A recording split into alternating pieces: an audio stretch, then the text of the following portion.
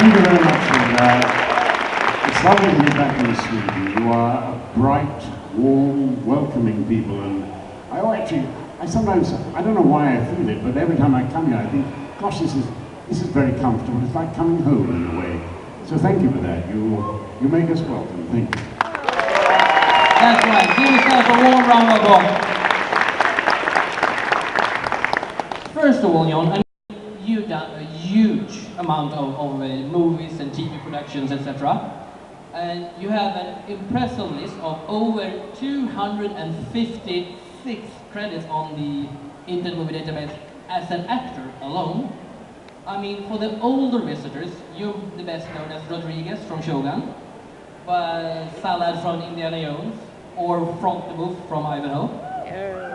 But I mean, for the younger audience, you're most known as Gimli from Lord of the Rings.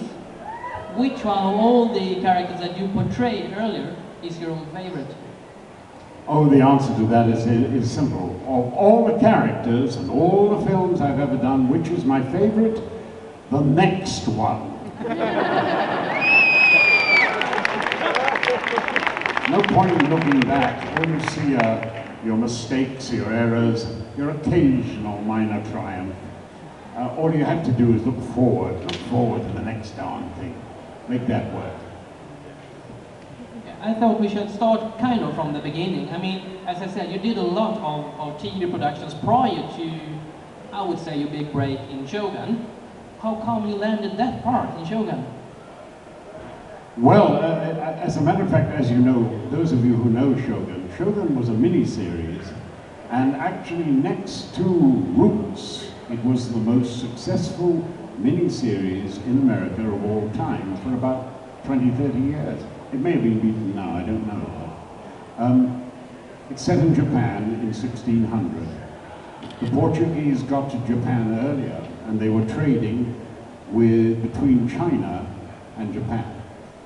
And the English and the Dutch decided that they were going to muscle in on this. And it's set in the background of Great Civil War in Japan. And it's a marvelous picture. And we had the great Toshiro Mifune in it. And that marvelous actor, Richard Chamberlain. And I had a great little part in it. I even got an Emmy nomination for it. I knew it was a good part when the writer of the screenplay came up to me and said, "Now listen to me, you son of a bitch. You're playing my part, so get it right." When the writer identifies with your part, you're in with a good chance. Yeah, talking about parts, I thought we should go into Indiana Jones, because I heard that you turned down to participate in the fourth film of Indiana Jones due to, yeah, you can tell us why. And a few days ago, I actually read that you would love to return as Salla in the fifth film that's coming up in 2020. How come you changed your mind?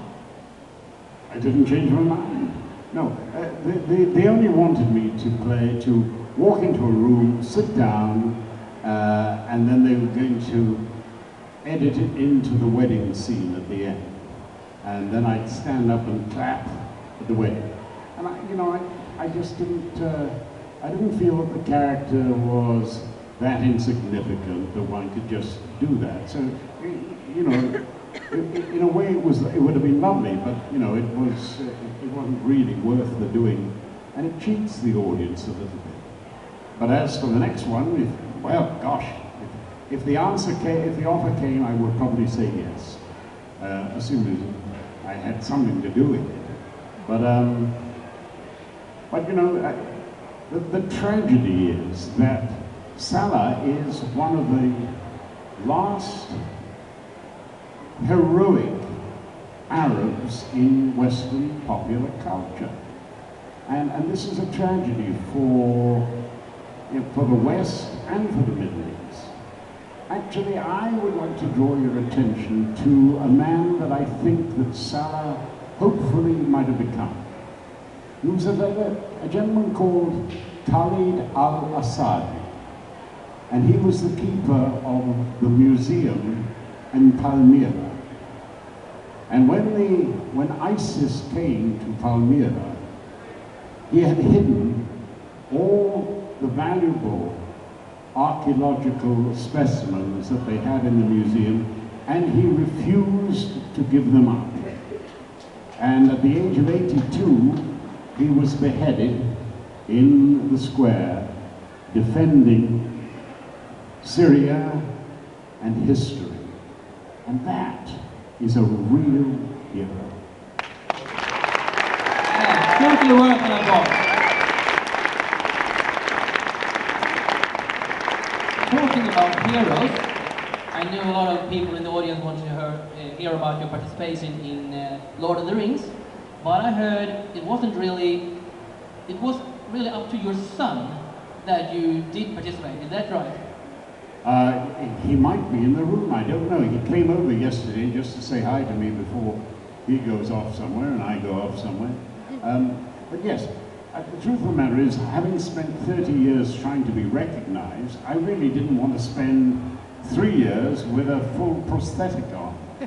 And two things influenced me. One was my agent, who said, "John, if you don't take this part, I don't think we can continue to represent you." Which is really charming, isn't it, from your agent? Just what you want to hear. And number one son, my eldest son, who said, "Dad, if you turn down this, you'll be nuts." And I said, "Why?" And he said, "Just think about it. In every bookshop in the world, there is that much space devoted to Tolkien. Just think of what that means as an audience." And I thought, yeah, there's somebody in this family who's got a bit of brain anyway. That's really good. Yes. So that was true. Yeah. Yeah, and while you were actually casted as Gimli, in the end, that wasn't the first part that you auditioned for. Is that right? No, you often when you're casting people, you ask them to read something quite different, and you just have a look at them, and then you think, yeah, but that value there is good, but we want to use him somewhere else, which is what they did. And I was quite shocked when they ended up casting me, the tallest member of the permanent cast, as then. I've shrunk a bit then. You do shrink, you know, it's very sad. You know, young lady, the funny thing is that when you get older, your nose gets bigger, and so do your ears. I shall end up looking like an elf or an elephant, probably. Yeah, when we're talking about you as the part of Gimli, I heard that you were allergic to the prosthetics, and when you're done filming Gimli, what was the first thing you did? First thing I did was rip that damn prosthetic off and throw it in the fire. And no, it wasn't allergy. It isn't an allergy, it's just that medical adhesive is not designed to be put on and taken off on a daily basis. It's a really good glue. But the skin around your eyes, under your eyes, is the thickness of 2 cigarette papers. And every time you put the glue on, it really bonds to the skin. And when you take it off, it takes a little bit of a few cells with it. And in the end, I lost all the skin around my eyes like that. I looked hideous. Very sad it was. My girlfriend said to me at the time, she said, "You know, I don't know how to say this to you, but I can't bear to look at you anymore." I got to go back to Los Angeles, so I was very lonely. It was very sad. A sad dwarf and a grumpy dwarf.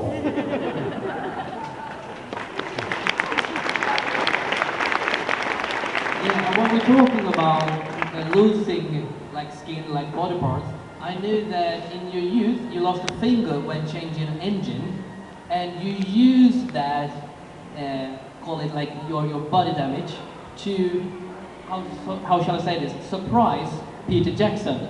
Can you please tell us about that? Well, I tell you now, it wasn't in my youth. It was at an age when I should have known better.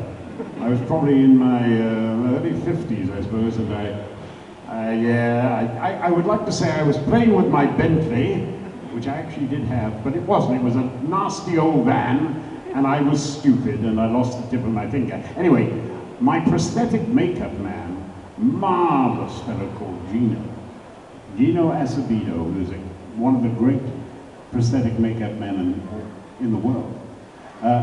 He took a cast of this finger, and we put the tip on this one, and we put a bit of white in the middle to suggest the bone, and then we put a tiny little bit of red. And I went, can you hold the microphone for me? So I went up to Peter Jackson, and I said, Peter, I've cut my finger a little bit. And I started just twisting it like that. And he said, John, I think you ought to get the medic to look at that. and he almost fainted, and he laughed.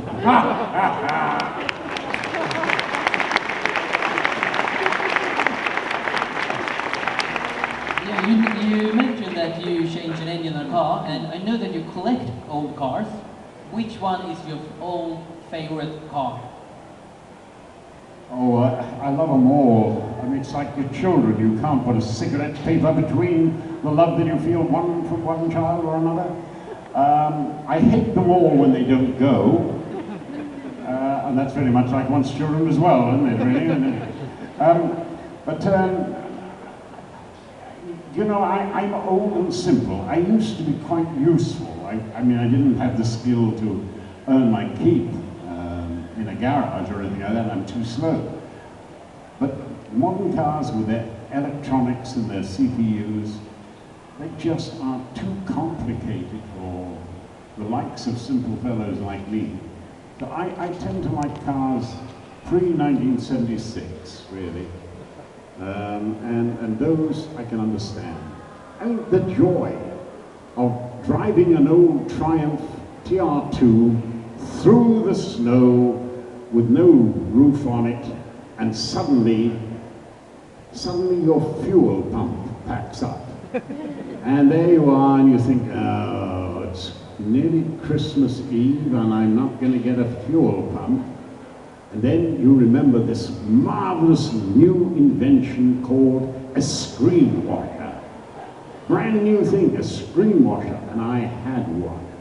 So very carefully, I took some tubing and a bit of duct tape, and I connected up the fuel line to the pressure washer.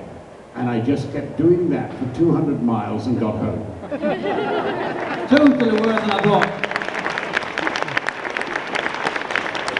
Yeah, while we're talking about collecting, I heard that you try a new hobby for each film. And I mean, we're talking 250 plus films. Have you tried 250 plus new hobbies? Well, no. The theory is a simple one, and I urge all of you to do it. The problem is, as we get older, we stop learning new tricks and new things. And you should try and take up a new hobby, you know. Learn to fly a plane. It's called the $100 hamburger syndrome. Because once you start to fly, you've got to fly somewhere. And the only point of flying is to go and fly to Catalina Island. And the only point of going to Catalina Island is there's an airport cafe there that does a hamburger. So you actually spend $100 just buying a hamburger. And that was in those days. So always try and find something new. And it can be as stupid or silly or odd as you care to make it. I remember I was in repertory once, and I was having a bit of difficulty with one of the young directors there. And I saw one of the ladies in our company crochet. And I said, teach me how to do that. And I crocheted a little blanket for my eldest, my firstborn son. And the next time this guy came in who was very worried about university intellectuals in the theatre because they clearly challenged him or something like this, there he saw me crocheting. And it took all the threat out of the hip. It was so ludicrous. And in between, I learned to crochet. So if you got stuck on anything else to do, boys, just learn to crochet.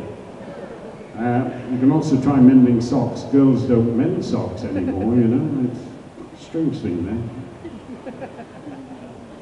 Yeah, I wanted to talk to you a bit of what's coming. I mean, you've been in the business so long.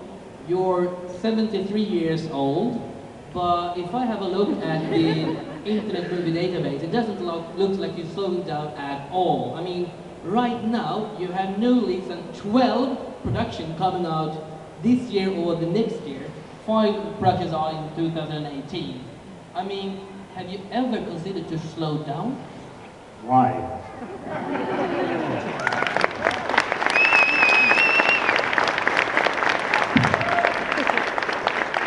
I'm going to be in a dark box for a long time, so I think you'll keep moving till then, you know.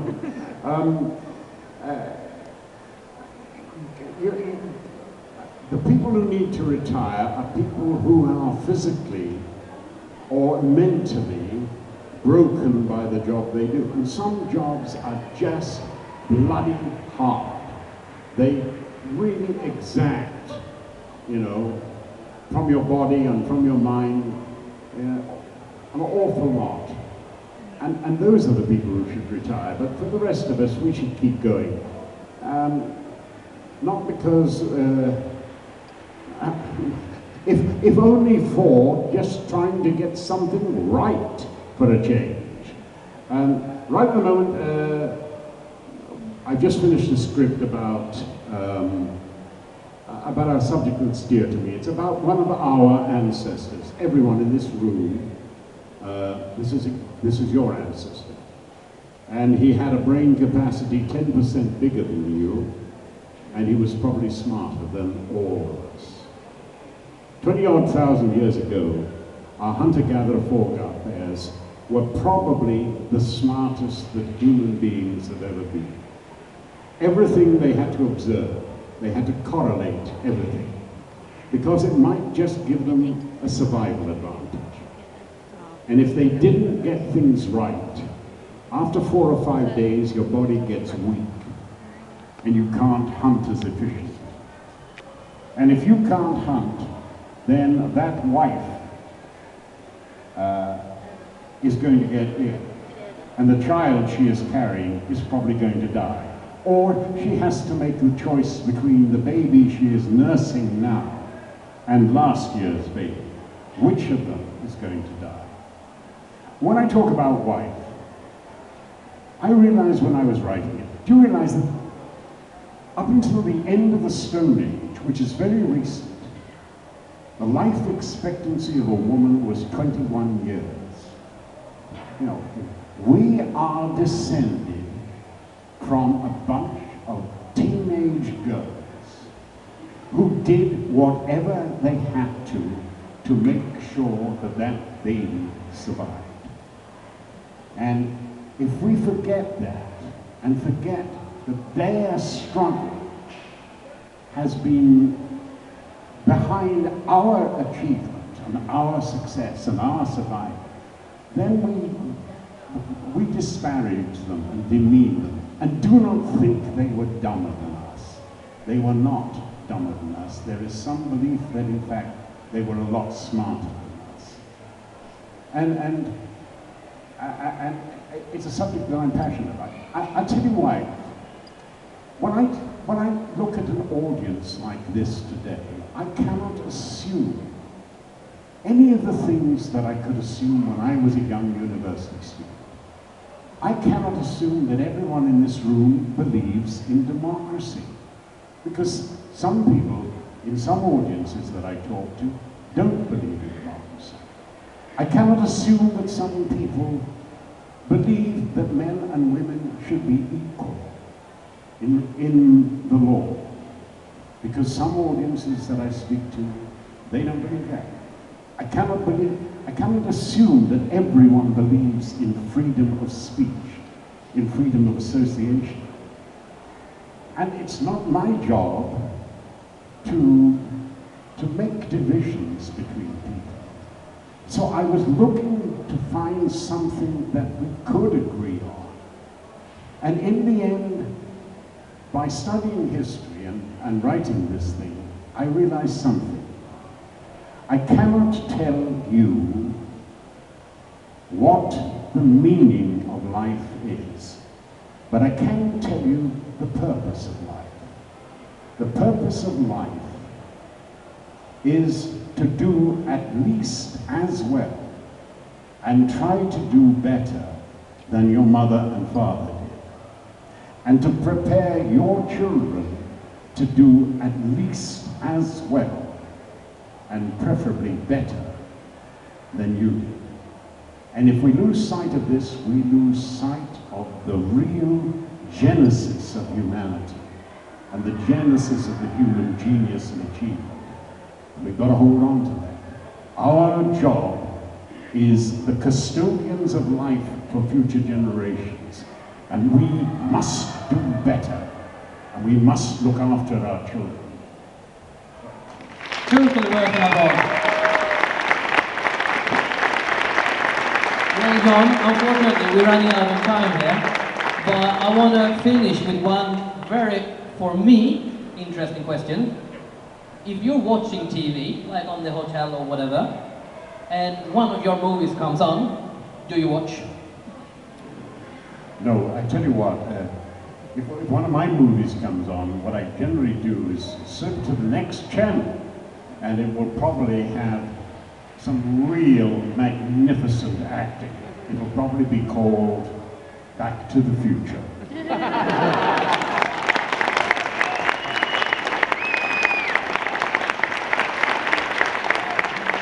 So thank you very much for having me. You're all wonderful. Thank you. Ladies and gentlemen, a big round of applause for John.